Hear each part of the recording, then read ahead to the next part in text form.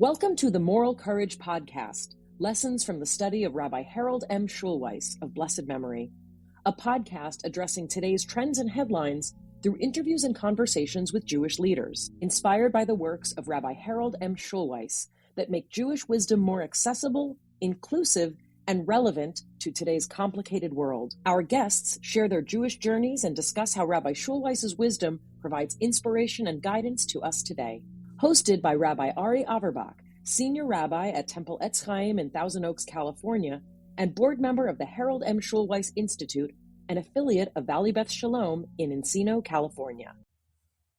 We're at another episode of the Moral Courage Podcast, where we talk about the life and times and theology of the incredible Rabbi Harold Schulweis. And so much of that is his moral courage of how he was a leader in the community, and how lucky we are today that we have one of my favorite morally courageous leaders of the Jewish world, Rabbi Laura Geller. Rabbi, or for this conversation, I'll call you Laura. Thank you so much for spending this time and talking to us today. My pleasure. I'm so glad to get to spend time with you. Just to note, on a personal level, you were a mentor of mine, like professional, like really a mentor of mine through a program that I did called CLE. And even before that, my last Shabbat as a non-rabbinical student, so this is, 15 years ago or something, I went to Shabbat services with a friend of mine, Jerry Silverheart, and he goes, come with me to my shul. And I went to Temple Emanuel in Beverly Hills for my last Shabbat. And it was like, so, I was so aware of what it means to be a rabbi. And my last Shabbat before like the official training, I was watching you to see what it means to be a rabbi. You've had quite an incredible career with accolades from every major organization. And so what a delight. I'd love to start with that, of like your path to becoming a rabbi, because then at some point, like, how did you become not only a rabbi, but a leader? Because what does it mean to grow up in a time when women weren't rabbis and go, I'm going to be a rabbi? Okay, well, it's a long story. And as you know, I am celebrating my 50th anniversary of being a rabbi. So it's actually really a long story. I did not grow up wanting to be a rabbi. This was a complete surprise to everybody in my family, including me. I grew up in a suburb of Boston where everybody was Jewish, and it was just part of who I was. My parents were involved in their synagogue. I went to religious school. I became bat mitzvah. I was confirmed, all of that stuff. Never went to Jewish summer camp like a lot of other girls did in my community. For some bizarre reason, my parents sent me to a regular secular camp on Cape Cod where there were a lot of Jewish kids, but we still had chapel every Sunday morning, and we prayed before we ate. And in fact, one of my earliest Jewish memories, I'm a 10-year-old girl, and Sunday mornings we sing these songs like Jesus walks this lonesome valley. And I knew I was Jewish, and I didn't know what I could do. So turns out there was a Jewish counselor named Judy Cohen. I knew she was Jewish because her last name was Cohen. And I went to say to her, can I participate in this? And she said, you can sing the songs, but you can't say Jesus's name. So walks this lonesome valley.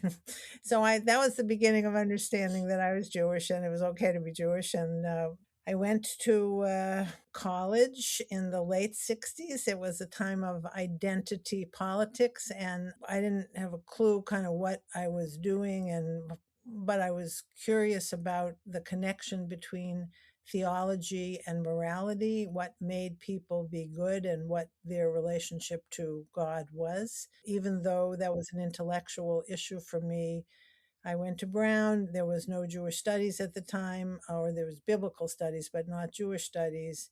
I didn't know what I was doing. My real significant change moment was after my freshman year. I'd been involved in, campus politics, and a bunch of us went to the SCLC convention that was in Memphis, I think. This was the year after Dr. King died. So there I was with a bunch of other white kids from Brown who had been involved in social justice work in Providence. And we were there with a wonderful community organizer named John Reynolds. I'm in this gathering of, many, many Christians, mostly Black. And I'm thinking, I don't belong here. This was not my community. What was I doing here? I came out, I sat under a tree. John Reynolds came out and he said, you look distressed. What's going on? And I said, I don't belong here. And he said, you're right. You don't belong here. You need to go back to your own community and organize there. That's where you belong. And that was a really important, pivotal experience for me. I went back to Providence. I started speaking in synagogues, talking about civil rights and talking about, fair housing and all of that kind of stuff. That was a very important piece of my becoming aware of my Jewishness and trying to figure out what it meant to organize in the Jewish community. The other significant moment in my freshman year, before this happened at the SCLC convention, there was a demonstration in Providence for fair housing. And there was a sit-in at the State Department. So I am a freshman in college. I'd never been in a demonstration before like that. And it turns out that nobody told me that you're supposed to eat before you go to a demonstration, because once you're inside the State House, if you leave, you can't get back in. So I didn't know that. And so I come to it. And after a little while, I'm hungry. And somebody sneaks out and comes back with a big tray full of donuts. And I am now very hungry. And it is during Passover. And so I am faced with a decision about whether I, deal with my hunger or whether I honor the traditions which I kept of not eating chametz on Pesach. And at that moment, I realized that ritual, that is to say, not eating chametz on Pesach, and social justice were both significant ways of being Jewish, and that it was important for me to honor both. And so I didn't eat the donuts.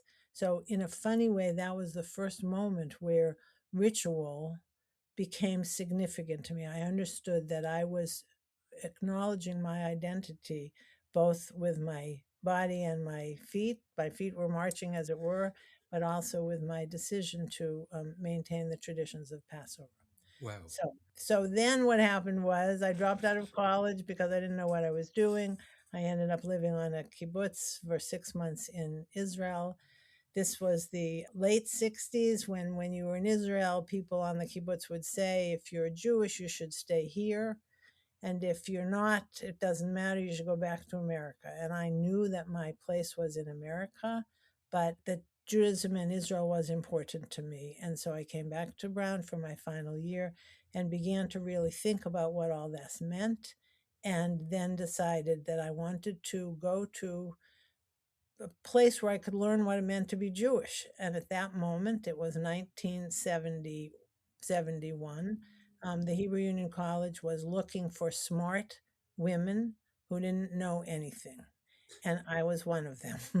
So Sally Present was ordained in 1972, and I began the Hebrew Union College in 1970, 71, 72. Wow. And before that, did you have an idea of what you were going to college to study, or college was just to... Brown was at that time in the process of transforming itself into something called the new curriculum, where people got the opportunity to create their own interdisciplinary whatever. And that, I think, gave me the spaciousness to think about things that I might not have thought about before. Wow. And do you remember how HUC found you? They were looking for smart women. They went to all the Ivy Leagues and... No, they were not doing that at the time. What happened actually was, even though I had not been involved in Hillel at all at Brown, for some reason I got invited to be on the committee to choose the next Hillel director. Wow. And so this is my senior year at Brown, and we went to JTS and we went to HUC, and we interviewed people who wanted to be the Hillel rabbi at Brown. And as I'm talking to Rick Marker, a conservative rabbi who in fact was the person that was hired, I realized, and he was explaining why he wanted to be on a college campus, I realized I could do that. And because my college years were so significant to me, I wanted to imagine, well, maybe I could do that and I could be helpful to other people at this stage of my life. And so I applied to HUC, and they took me. Growing up, were you Reform? Were you conservative? Was it? We were reform, another early memory, very early memory. My folks were involved in the social justice committee of the synagogue, and I'm maybe, I don't know, 6 or 7 years old. They were having a meeting of the social action committee in my living room. Wow. I'd been sent to bed like my brothers, but being a curious little kid, I snuck downstairs and I'm listening as the grown-ups are talking. And they're talking about selling their home as a straw. I had no idea what they were talking about. The next morning, I said to my dad, what's a straw? And he said, a straw is a white person who buys a house from another white person in order to sell it to a black person so we can desegregate housing and everybody has a chance to have the same opportunities. And I said, oh, I understand that, but what does that have to do with being Jewish? And my father said to me, that's what it means to be Jewish. So I learned that, from my family and their involvement in, tying their Jewish values to, making a difference in the world. And that clearly had a big impact on me. But at the same time, I went to religious school not very thoughtfully. It's just what you did. I had a bat mitzvah not very thoughtfully. It's just what you did. Right. And I'm glad I did because here I am now. That story is pretty incredible. And the fact that that's what the Social Action Committee was doing Right. at the synagogue Right. is also, is so powerful. Right. This is in the middle of the 50s, in the 1950s in, Brookline, Newton, Boston, was pretty segregated town with a lot of history of racism. So now, all right, so you go to school. Was rabbinical school what you, not that you had an idea of what it was going into it, was it what you thought it would be? It's really a good idea that I had no real idea of what it was going to be because it was not so easy, right? This was 1971. There are 30 people in my class in Jerusalem. The entire class goes to Jerusalem for the first year. We were only the second class of the Hebrew Union College that had the Jerusalem experience. It was a required experience. My Hebrew was, I had a little bit of Hebrew because of my experience in the kibbutz, but basically I was illiterate. 29 people were men, and there was me. And the reason that there were so many people, these are all good guys who, some of them always knew they wanted to be a rabbi, but many of them were there because in those days, if you went to seminary, you didn't get drafted. Right. So that was a big issue for everybody but me. I was the only person in the class who didn't have a chance of getting drafted. Sure. But the truth is, I'd come out of Brown, I'd, an intellectual experience. I'd been involved in the women's movement. Feminism was an important part of my life. And suddenly I'm really confronted by the misogyny of Jewish tradition. How can you be a feminist and a Jew? And that was a serious question for me in my year at HUC. And the way that I survived that year, even though all the guys in my class were nice, this was not their problem, but it was the problem for their wives, and many of them were married, because whether you wanted to be a rabbi or whether you just wanted to be a serious Jewish woman, how you deal with the conflicts between Judaism and feminism became something that was important to all of us. So we formed a study group, and that study group kept me in school. But for those women, I probably would not have been able to stay in school simply because I wouldn't have been able to begin to resolve the kinds of challenges that face all of us as we deal with a tradition that is, misogynistic, to put it mildly. And one story about this group. So we studied for a whole year. We read all kinds of stuff together. These are smart women, all of whom wrestling with the same question.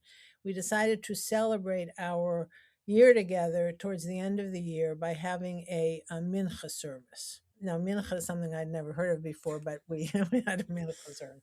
And in a mincha service, as you know, you read Torah, right? So we got the permission of the Hebrew Union College to use the chapel. I got the key. So I don't know how many there were of us, 9 of us, 8 of us, whatever, 10 of us, probably 10 of us. We opened the door to the chapel, and without discussion, all of us sort of ran to the Aron to see if we could lift the Torah. I mean, it was such a metaphor. Now we were the ones who were holding the Torah and, in a way, passing it down. And that was our fear. Did we really belong? And it was a metaphor, and in some ways it still is. Sure. And I imagine you realize that you can lift the Torah. We did. We absolutely did.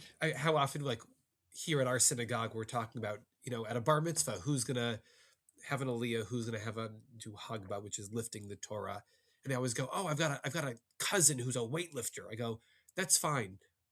But if I can lift the Torah, anybody can lift the Torah. You got an aunt that does yoga, she'll be fine lift. Like it's, we ended up weighing all of our Torahs because some of them are really heavy. I want to know, like, how heavy. They're all about 18 pounds, which is a nice number for it. But like, and metaphorically, it's heavy, right? Metaphorically, if you take it into your arms and into your heart, it is, it makes claims on you. So can you lift it? Can you hold it? Can you be comforted by it? And can it change because of your life experience? I mean, over the years, I became convinced, as our tradition says, that there are 2 Torahs. The tradition says there's an oral Torah and there's a written Torah, and the written Torah was also given by God at Mount Sinai, whether you believe that or not. I believe that there are 2 Torahs. There's the Torah of tradition, and there's the Torah of our lives. And the Torah of our lives changes in relationship to the Torah of tradition, and the Torah of tradition has changed because of the Torah of our lives.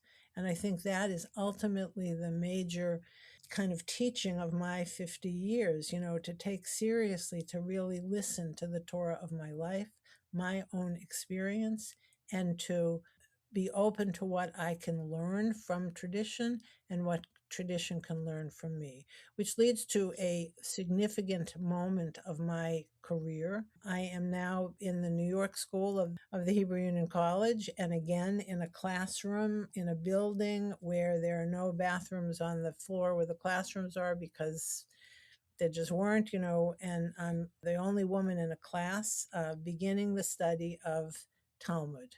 A wonderful teacher, Rabbi Kravitz, Julius Kravitz, a wonderful teacher who begins the class by saying, gentlemen, the whole, his whole life he'd been teaching men, gentlemen. And then he looks up and he sees me and he says, gentleman and lady. And he says, no, that's not right. Then he says, gentleman and Laura. I mean, he really tried extremely hard to make me comfortable. So I'm eternally grateful to him and to the guys in my class who were good guys. So I'm sitting in this classroom and he begins the teaching of brachot, which is where you begin studying Talmud. And he says, the Jewish tradition says that you're supposed to say 100 blessings a day. 100 times a day, you stop and you essentially are saying, wow. You essentially are noticing that divinity is present at every moment in your life, and you just have to stop and acknowledge it. And he said, and I quote, there is no important moment in the lifetime of a Jew for which there is no blessing. And I'm sitting there thinking, wow, there's no important moment in the lifetime of a Jew for which there's no blessing. That's amazing. Yeah. And then suddenly I realized that it isn't true. And there I am literally on 68th Street looking out the window, surrounded by these nice guys and this wonderful teacher. And I became literally this 13-year-old girl I once was, and who had just gotten my period. And now my mother and I had prepared for that moment. I had a wonderful mother, and, I knew what was happening in my body, and I wasn't afraid and all this kind of stuff. But we never thought of it as a spiritual moment. So I went to my mother. This is a true story. I went to my mother and I said, Mom, I just got my period. And my mother said, when I got my period, my mother slapped me. I said, what? Why did Nana slap you? And she said, honestly, I have no idea. Go and ask her. So my grandmother lived through the woods. I walked through the woods to my grandmother's house. I mean, not very far. My grandmother, an American woman, very proud, very American, no background connected to Eastern Europe, never spoke a word of Yiddish, suddenly affected this Yiddish accent. I mean, it was like amazing. And she said, she was losing blood. She was a little pale. She needed color in her cheeks. And that was the end of that moment.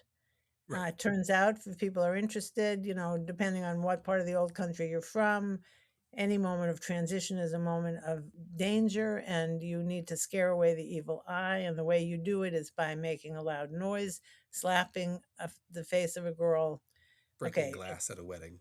Exactly. But it's a very mixed message to the girl. Suddenly you're getting to be a woman, and this is something that you have to be, that is dangerous, and you have to watch out and whatever. In any event, I never thought about it again. I put it away, but there I am, in the middle of this classroom, and I'm thinking, well, what if my mother and I had made that true? What if we had said at that moment, Ashechianu? Or what if we had said, thank you, God, for making me a woman? How might that have affected my sense of myself as a woman, my connection to my own body, my ability to kind of really make true what Rabbi Kravitz said, which is, there is no important moment in the lifetime of a Jew for which there is no blessing. Yeah. And in fact, that moment, connected to all those other moments I've told you about, really kicked off a serious interest in ritual. Now we're in the middle of the early 70s, when feminism is now beginning to create new rituals for women. The very first, right now in your synagogue, I'm sure that when a baby girl is born, if a boy is born, there's going to be some version of a bris, and if a girl is born, there's going to be some version of a covenant ceremony, right? The first covenant ceremony that was published was in 1972. Yeah. So I was involved, my generation was involved in the creation of all kinds of new rituals that acknowledged that there is no important moment in the lifetime of a Jew for which there is no blessing. And if it doesn't exist, we need to create it. And we don't need to ask permission, because as the Talmud teaches us, when you don't know what the minhag is, go and ask the people, see what they're doing. And what they're doing changes the Torah of tradition. So that has gone with me throughout all of the different iterations of my career. And at this moment, jumping to the end of it, I'm doing a lot of work because of a lot of things that happened in my congregational life, a lot of work around growing older. And I notice, as many people do, that there are no rituals for people who are between the early 20s, when they may have married for the first time or got divorced for the first time, and their funeral. What are the moments in our lives as active older adults where we might make true there is no important moment in the lifetime of a Jew for which there is no ritual? Retirement, becoming a grandparent, moving out of a home, moving your parents into a senior facility, or moving yourself into a senior facility, needing a something to lean on, celebrating a major birthday. All of these things, these moments, are moments when it could be true that there is no important moment in the lifetime of a Jew for which there is no ritual. We need to create those rituals. And that's what led to, with a bunch of things in between, the book that you have already discussed on your podcast, which is called Moments That Matter, Marking Transitions in Midlife and Beyond. So there's been this all the way through, this thread that has taken all of this seriously. It's funny, when you're 50 years looking back, you see a coherence that you didn't see while you're in the middle of it, right? Right. And I do see that this thread has really been part of the embroidery of my life. I mean, it's amazing that at least how you tell the story is like the first day of rabbinical school. What the first thing that the professor says has almost been the through line of your It's true. career Right. of making moments matter, making sure that every That's right. Jew at every moment in their life, every significant moment, has a way to mark that, have a blessing for that moment. When you were in school, how aware were you, or where did you, was there a line between I am a rabbinical student and I am a groundbreaking female rabbinical student? Like, how much of it were you going, I have to teach female Torah and create rituals for women? And how much of it was, I have to be a rabbi? Now it's so much easier to, right? I think way more than 50% of non-Orthodox rabbinical students are female, or at least not male. And so it's easier to, no teacher is going gentlemen. They are saying students. They are saying people. When we read a text, when it says men, we change it to people, mostly because the Torah actually uses a word that is non-gendered in so many of these places, and we've gendered it over the centuries.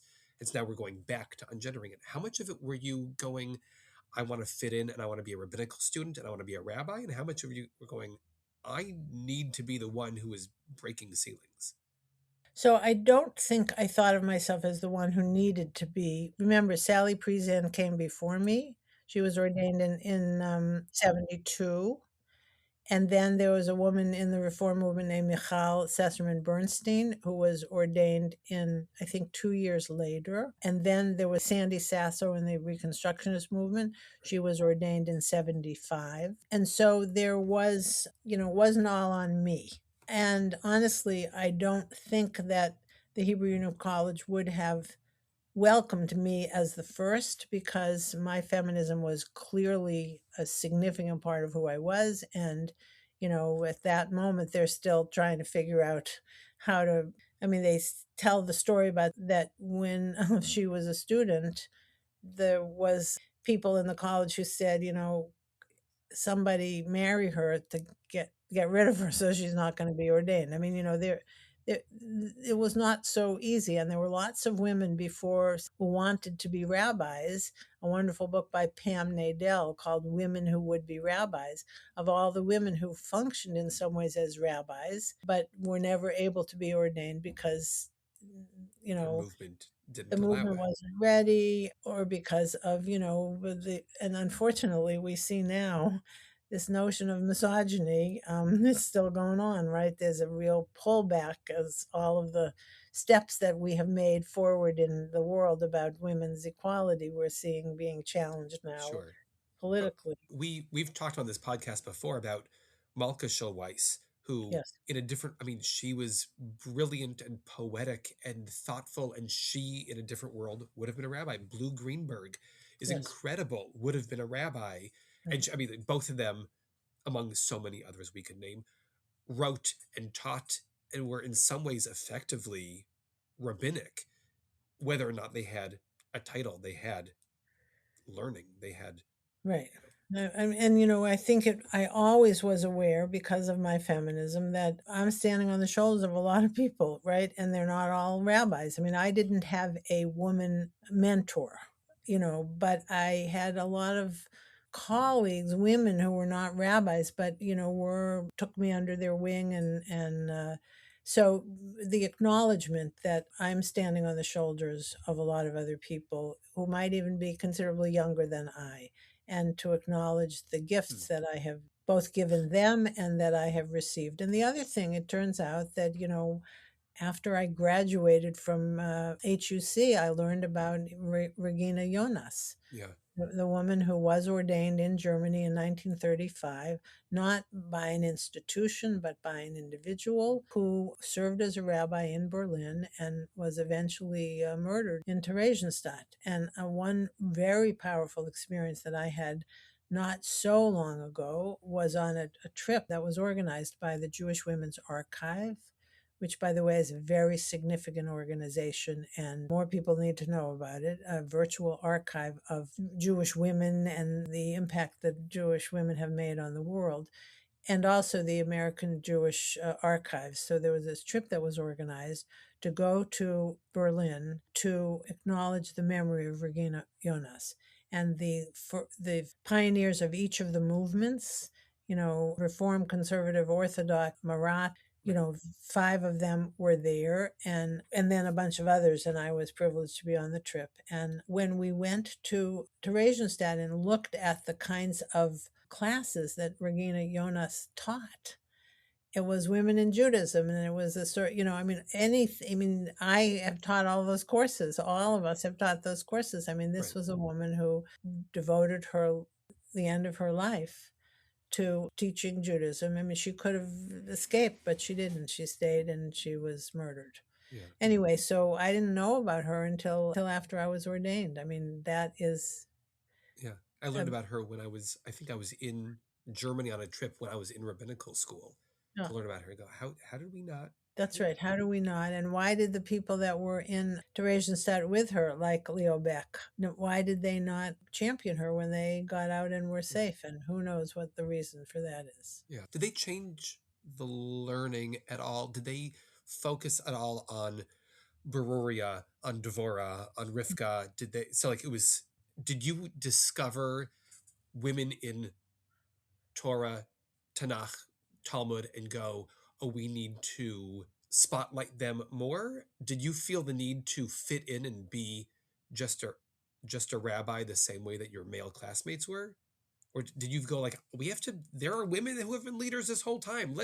Right. Yes, clearly. And, and I was, the kind of student that some faculty loved and other faculty found a pain in the neck. But, the thing about rabbinical school is, when you're studying texts and you read these texts that are really, really painful, like the rabbis are trying to debate the cost of the marriage price of a woman, who has been violated as a child. And in order to protect the bride price, the rabbis, trying to be sensitive, I think, basically said, oh, it's nothing if a 2-year-old, it's like a finger in your eye.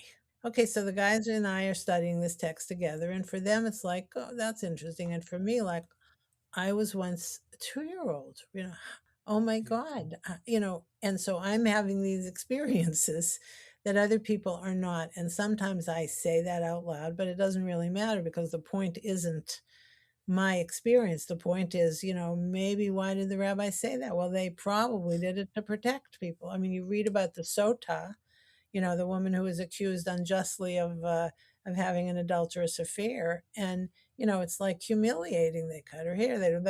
But the truth is that most likely they go through this ridiculous ritual that no woman is going to fail. And therefore, she's protected. Now, why she would want to go back or have to go back to the abusive husband, but still, in a misogynistic world, it was a different world then, and so, but, there were lots of times when studying in this seminary where you learn these texts before there were a handful of professors that were actually abusive, but mostly they were supportive and wanted to help all of us understand that the tradition needs to be interpreted, contextualized. A great moment in Jewish history was when the Women's Torah Commentary was published. Yeah. Rabbi Tamara Ashkenazi, Rabbi Andrea Weiss, that book, totally transformative. And I have my copy over here. I teach a class every Friday morning that you're the only person to ever substitute teach for me in this class. And I often go to that book.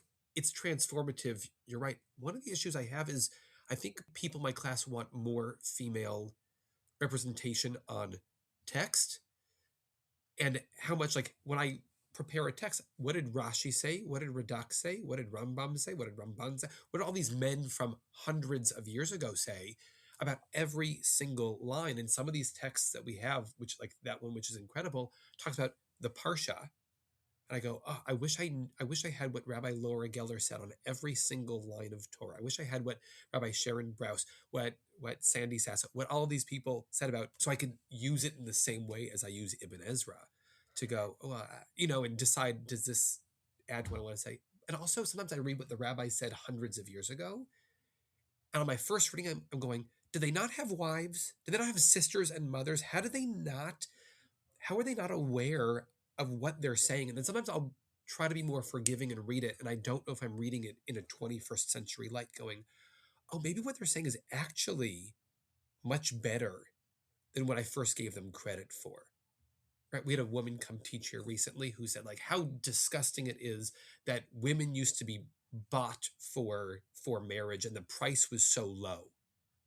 You go, yes, that could be read terribly, and it also could be read as, what if, people can get married even if they're not wealthy, and you can read it in a more opening way, in a more loving way. I think you need to read it both ways. Sure.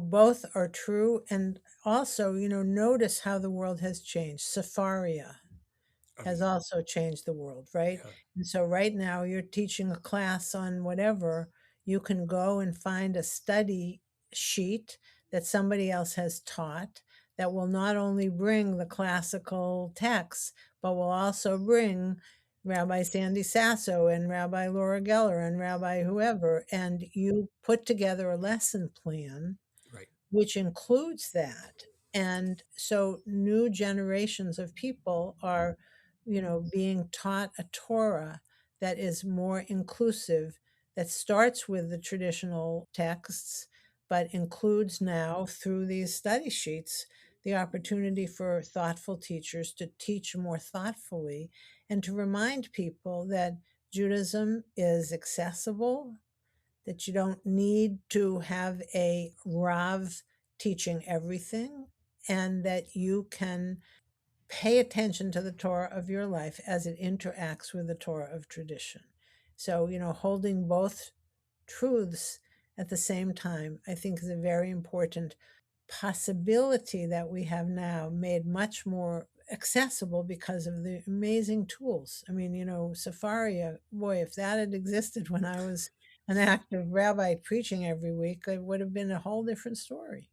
I don't know how it is to be in rabbinical school now, because Safaria wasn't something I knew about when I was in rabbinical school, but to know that if you don't know this website, if you're listening to this, look it up. Every text is online in almost any language that you want. So you can look up any verse of Torah, any line of Talmud, any line of a Siddur from a long time ago. What commentaries were written on any of these? I mean, it's just because people can then compile their own source sheets, right? And so I've found things for my class on there that are modern, that were written weeks ago. That's right. Songs that people wrote based on this parsha. I mean, just the incredible resources. Yes, absolutely. I want to ask also, you were named by the Forward as one of the 50 individuals who are doing or saying things that are making a difference in the way American Jews view themselves and who have left a mark. Was there one thing that got you this? I mean, like, this is, if anything, is moral courage. If anything, is representation of what this podcast is trying to highlight. The idea of that you are one of the people who is saying or doing something that's making a difference for American Jewry. Do you remember if there was a thing that happened? There wasn't a thing that happened. But, I have been part of the transformation of Judaism. 100%. Yeah. And so part of it has to do with being in the right place at the right time. And part of it has to do with an openness to acknowledge that traditions change. Yeah. So when you look at the impact of feminism on Judaism, the impact has been not only new rituals, things that now we take for granted but didn't exist before, but everything from the language of prayer. Prayer books have changed. Yeah. Spirituality has changed completely. I mean, people understand now in a way that they probably didn't completely before, that divinity has no gender, and that how you speak to divinity needs to be thoughtful. And then, basically what happened in the 70s is the whole question of, can women be counted? The first issues of feminism were equality. And, the way that played itself out in terms of Jewish ritual life was, who can be counted in a minyan? And once it was determined that women could be counted in a minyan, at least in liberal Judaism, then the question is, how do women pray? What do we wear when we pray? Do we wear a talis and tefillin, kippah, or not? Or, are those men's prayer clothes, or are those prayer clothes, and now women want to create our own version of them? And then the question is, what is the language of prayer? How do we speak towards a divinity that transcends gender? And that has changed everything. So look at all the new prayer books that exist now, and the different names of God that we understand were always part of tradition, but now have been lifted up. And, what does it mean to say that God is Av Harachaman? Av means father or source. Rachaman, as you know, comes from the word rechem, which means womb. What does a womb-like compassion mean? What are gender roles? You study the text about honoring your mother and father. How do those change when you look at them through the lens of, a tradition that changes and that takes, women's experience seriously? And then beyond the prayerful pieces of this, there is the sociological pieces of this. How do women lead? When I came to my congregation, the model was get out of rabbinical school, and first you're an assistant, and then you're an associate, and eventually you become the senior rabbi of a major metropolitan congregation, and it's a hierarchy. And I never wanted that. And, my vision of leadership is as a web, a network, a web that's not hierarchical, and that literally changes the structure of synagogues. How do you orient the physical building of a synagogue? Is it a theater where everybody's facing forward, or do you imagine a different kind of way of organizing chairs so that people face each other, so that when you say the Baruch Hu, you're saying it to a community, not to a distant whatever rabbi who's standing up there? So everything has changed. The structure of synagogues have changed. The relationship between colleagues have changed. The relationship between rabbis and lay people have changed because of the different ways people project leadership onto women. And also the difficulty of being a woman professional, the whole notion of maternity leave and now paternity leave, didn't exist in my day. Sure. Just didn't exist. And now it's part of the expectation for men and for women. We've changed the notion of so much. And at the same time, we're still dealing with some issues like inappropriate crossing of boundaries, that has really been an issue for women clergy. 20 years after the ordination of the first woman, there was a conference that HUC organized, and I was invited to speak. And the question was, why were there so few women who were choosing to be senior rabbis? Were they not being chosen, or were they not choosing? And it turns out that a lot of women who had been assistants and associates had such bad experiences with their male colleagues that they didn't want that life, and they didn't choose that life. So that is now at least being acknowledged publicly. And all of the scandals that have come out around boundary violations in all of our movements, yours as well as mine, camps, the whole business, people are paying attention, and in some cases really trying to understand what it means to do tshuva for the pain that has been inflicted over the years. So everything is changing, and I think it has a lot to do with my generation. And so I think that's part of the reason that I got named. I forgot the question because the answer was so incredible. But right, why were you named on that list? You've been leading, whether it's on purpose or just by happenstance, you've been leading a revolution. You've been leading a resistance for 50 years. What is it like to be emerita, especially in a time when maybe the world's always been falling apart, right? One of my favorite texts is from like 1,000 years ago, and a rabbi saying, like, how come the kids of today aren't like we were when we were kids, and how come they don't dress as nicely as we do, and they're not as polite as we are? I go, okay, if they were thinking this 1,000 years ago, and so maybe we're always in this mindset, it feels all the more so now. But are you at a place where you are happy to sit on the sidelines? Are you at a place where you're continuing to lead resistance from this new perch that you have? What's it like now to be a rabbi?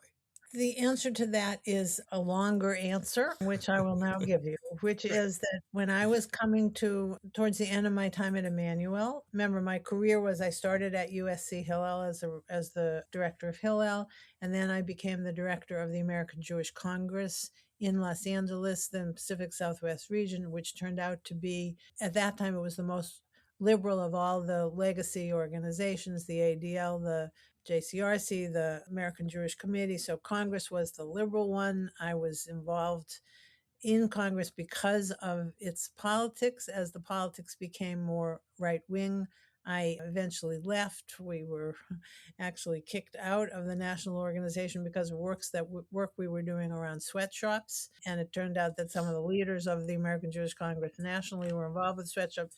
Okay, we got we got kicked out. But during that period when I was the head of the American Jewish Congress, it was the time of the Rodney King, the riots, the police commission work, and I got involved because I was a leader in the community and I sat at tables that I never would have had access to before, but for my role with the American Jewish Congress. Anyway, after I left Congress, I was looking for a new job, and Temple Emanuel was looking for a new rabbi because there had been the possibility of a merger between Wilshire and Temple Emanuel, and at the very last minute it didn't go through. So suddenly they're looking for a rabbi, and suddenly I'm looking for a job. And to their credit, this congregation hired me even though I had not one day of congregational experience. And I served there for I came in 1994. So I served there for 23 years. Okay, so in my time at Emanuel, by the way, in 1994, it still needed to be massaged for the congregation that they were hiring a woman. Sure. Who can believe that now? But in fact, it was really true. But lots of stories about that, but I won't even bother to tell them. Except I'll tell you one story when one congregant came up to me after my opening, whatever, and she said, Rabbi Geller, I hear wonderful things about you, but I need to tell you that I don't believe in women rabbis. So at that moment, you decide, okay, well, what do you say? I mean, how do you even parse that sentence? Is it like, I don't believe in the Easter Bunny? Right. Or is I do not agree with them anyway? And I said to her, well, I hope over time you change your mind. And I didn't say all the other things that I was thinking that I might have said to her. Good for you. Many years later, she came to me and she said, I was wrong. I apologize.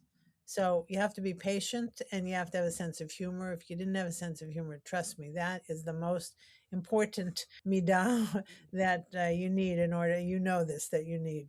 Okay, so towards the end of my time at Emanuel, I noticed that congregants in my age cohort were leaving the congregation because they didn't feel the congregation had anything to give them anymore. Their kids had been bar mitzvah and they left, or their kids had gone through the high school program and nothing for them.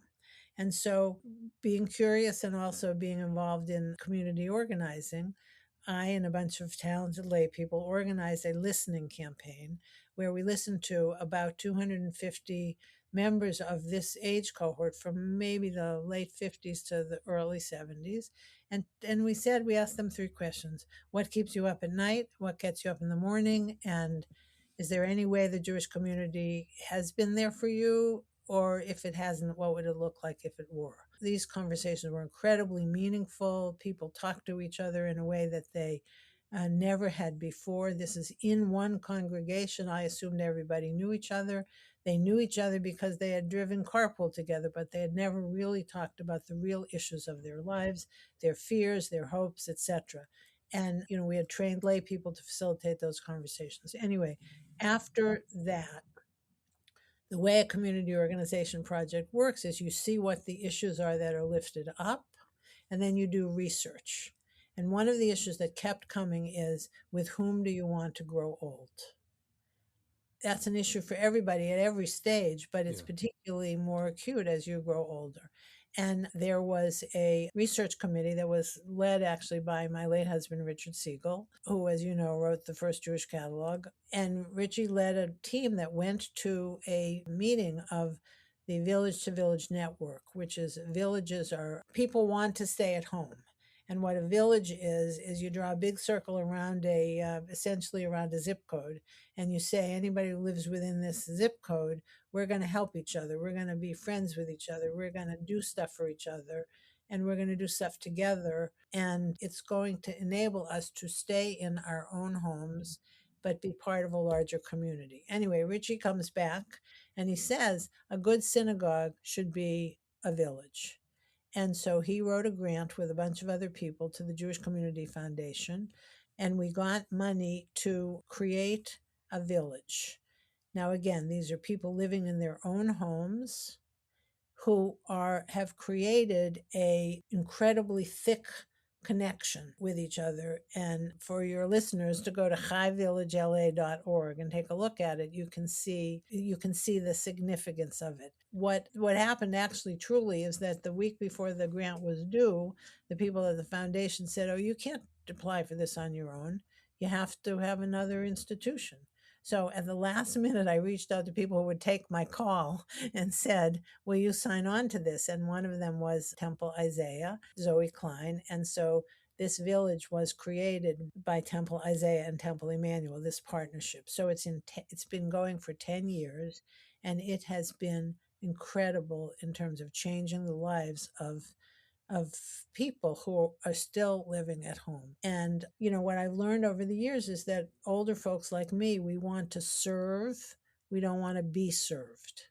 And the problem with most synagogue programs for active older adults, it's the synagogue planning and the active older adults being the recipients. People don't want that. They want to do it themselves. They're still experts at who they were. I might not be the dean of a law school anymore, but I was, and I can still teach constitutional law, and I want to do that. And I want to be seen for who I am. Anyway, HiVillageLA, 10 years. And then we were able to get another small grant to encourage the creation of it with a couple of other synagogues, some out by you. And so this notion of creating a synagogue village has been very robust and a kind of an important way to take seriously the Torah of the lives of people who are active older adults. So anyway, out of these conversations came a book that Richie and I wrote together called Getting Good at Getting Older. And I have been teaching that book and now the new book, Moments That Matter, around the country, sometimes by Zoom and sometimes actually face to face. And it's just, there's a huge demographic shift that's going on in the world, and more of us are getting older and we're living longer, and millennials are waiting much longer to marry if they ever do and have children if they ever do, and all of that is changing everything, and the whole Jewish community needs to pay attention to that in a way that it hasn't yet. Right. Yeah, incredible. And so I don't know how we link to this in the show notes or something, HiVillageLA, because it's worth looking up, especially because, God willing, we're all aging, Right. and so we're all facing all of these questions. Right. Another link is the Synagogue Village Network, which is our attempt to scale that program. The Synagogue Village Network. Yeah. I want to tell you one other thing that you won't ask me about. Right. And that is, I take very seriously, I'm a widow. Richie died. And I discovered soon after he died that I hated being alone. And I began to reach out to look for a student who would rent a room for me. And I went to the Hebrew Union College, my seminary here in Los Angeles, and found a bunch of students, and it worked out fine, except I realized I didn't really want a tenant. I wanted a young person in my life, and I wanted to share my home. And so after a bunch of iterations, I now have a rabbinical student who lives with me, not as a tenant, but as a sharer of my home. And instead of a lease, we have a covenant. And the covenant asks what a Jewish home is and how together we create a Jewish home, how Sarah and Abraham had an open tent that was open to guests.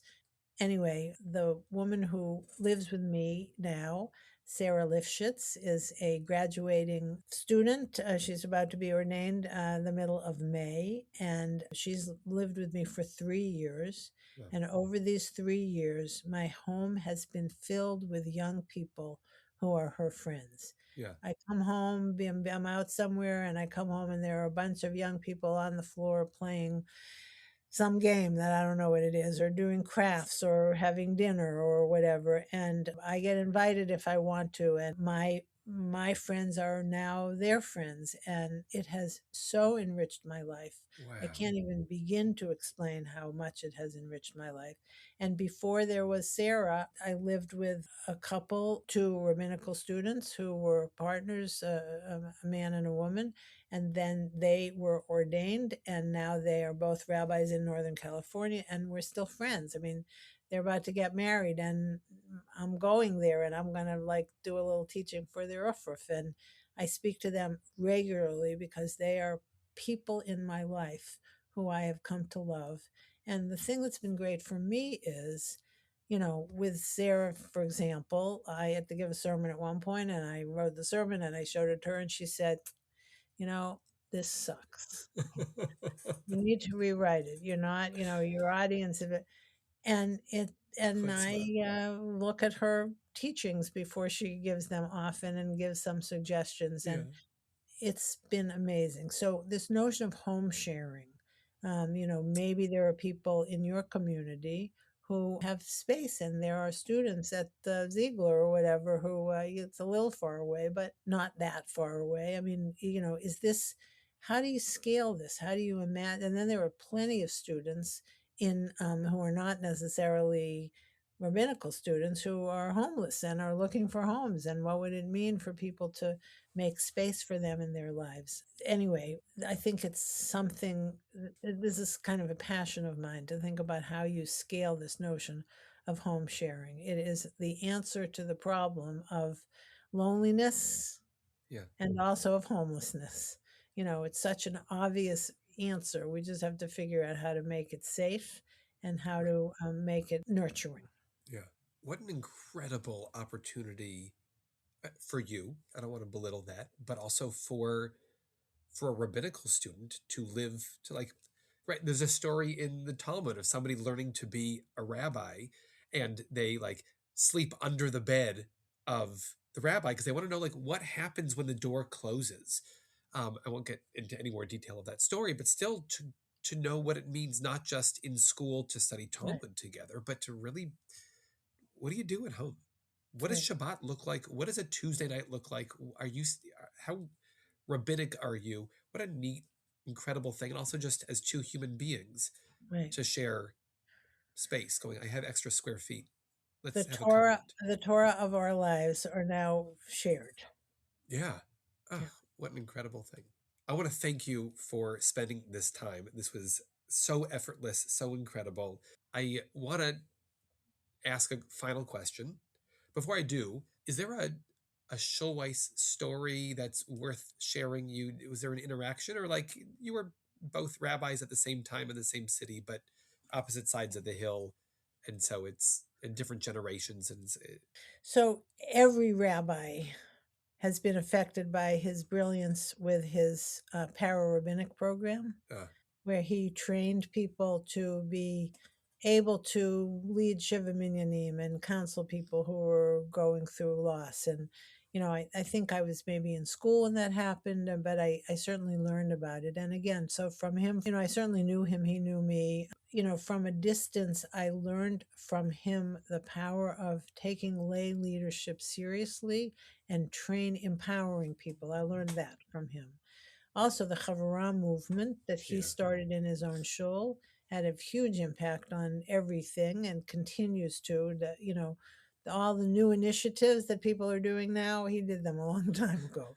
One of the things that's a little frustrating to be my age is to see people inventing things that actually were invented a while ago, and the people that invented them don't get credit for it. My connection really to Schulweis was through Eddie Feinstein, who is my colleague and my friend, and I think a giant. Of all of the rabbis in North America, Eddie is the one that I would say is the most significant, the smartest, the funniest, the best writer, and his wife Nina Bieber, who is also an extraordinary rabbi. You might not know this, but the liturgy that Beit Tshuva used for many years was created by Rabbi Bieber, and it uses the metaphor of coming out of a narrow place. It's a beautiful, brilliant Sidur. Anyway, so in all those ways, Rabbi Schulweis has made a difference in my life. I think more than North American, of the shaping, from a distance, the shaping of the Judaism that we have. What's good about the Judaism that we have now?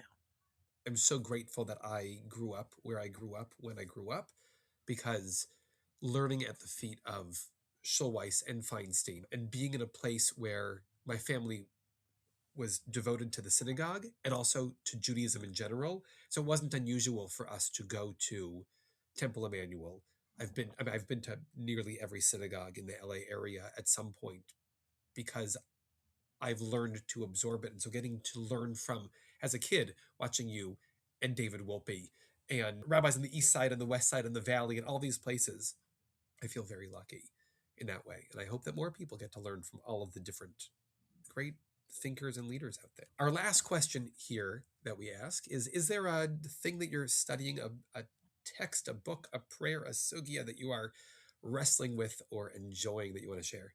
There's a lot of answers to that question. Always. But Yeah. one that I will share is every Elul, I read, "This is real, and you are completely unprepared." Yeah.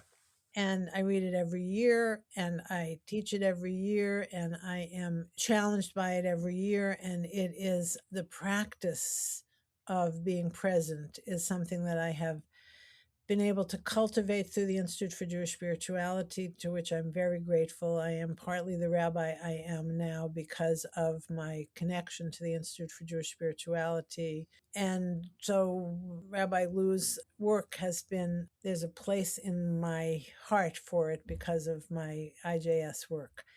And then I discovered that he wrote a book before that called Be Still and Get Going, a Jewish meditation practice for real life. And I am reading that book now in a very deliberate way to try to, again, incorporate bringing meditation into my real life and making a difference in the world because of it. And, what you learn from IJS is that there's not a distinction between meditation and social justice. There's not a distinction between prayer and social justice. There needs to be a way of integrating both of them. And anyway, so that's the book that I am right now studying. I love it, and I'll have to get it. This is real and you're completely unprepared I've read it more than once. It is a go-to. I also love that the binding of it is so unique that it stands out on any bookshelf. That's right. Yeah. It says kind of soul, strangely, Yes. on the binding of it, so it stands out. And people often go, "What is that book?" I go, "You have to read this. You have to read it. It's true. It is amazing." So before we sign off, I would like to end with a blessing for your listeners. Okay, this is from the book Moments That Matter, and it is a concluding thought. All endings are beginnings. Doors close and doors can open if we make our days count and our moments matter. When we notice the joy and the sadness, the opportunity and the loss in the journey of growing older, we will travel the path with wisdom, curiosity, and grace. May the one who guides us through all the passages of our lives bless us with the strength to bear the labor pains of our own birth and rebirth, with the readiness to push when the moment is ripe, with a community to hold us and lift us up when we stumble on our way, and celebrate with us as we continue to keep moving forward on our journey, wherever it might lead. Enjoy the journey. Amen. My gosh, it's so good. Thank you, Rabbi Laura Geller. Surprises at every turn. You're such a delight. Thank you for being here today. And thank you. Thank you for listening to the Moral Courage podcast.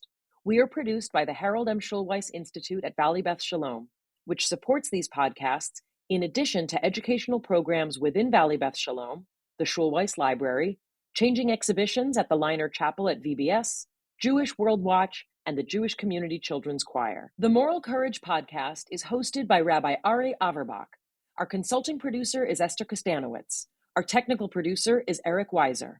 We are grateful for the support of the Institute and Haley Lazitsky-Weiser at SADCON Productions. To learn more about Rabbi Schulweis or to make a donation to help support these podcasts, visit the Institute website at hmsi.info.